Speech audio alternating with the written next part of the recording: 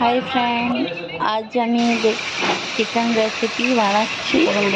সবার থেকে প্রথমে কড়াইতে গরম করে নিয়েছি, তারপরে ওটিতে তেজপাতা গরম মশলা দিয়েছি, তারপরে পেঁয়াজটাকে ভালো করে নেড়ে চেড়ে ভেজে নিয়েছি, পুরো একদম ব্রাউন তত ভাজলাম। দিয়ে এটাতে অনিয়ন, তারপরে গার্লিক, জিঞ্জার পেস্ট, লঙ্কা পেস্ট ওগুলো সব দিয়ে পরে ভালো করে নুন হলুদ দিয়ে মশলাটাকে আগে যতক্ষণ না তেলটা ছাড়াবে ততক্ষণ তক ওটাকে ভাজে নেব। তারপরে এটাতে জিরা, ধনা, লঙ্কা গুঁড়ো দিলাম, নিজের পরিমাণ মতো সবাই দিয়ে দেবেন।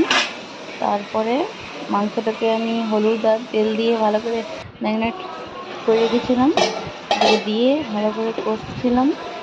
তারপরে আলুগুলো দিয়ে দেব। তারপরে আলুগুলো দেওয়ার পরে ফাইনাল লুক হয়ে গেছে। ভালো করে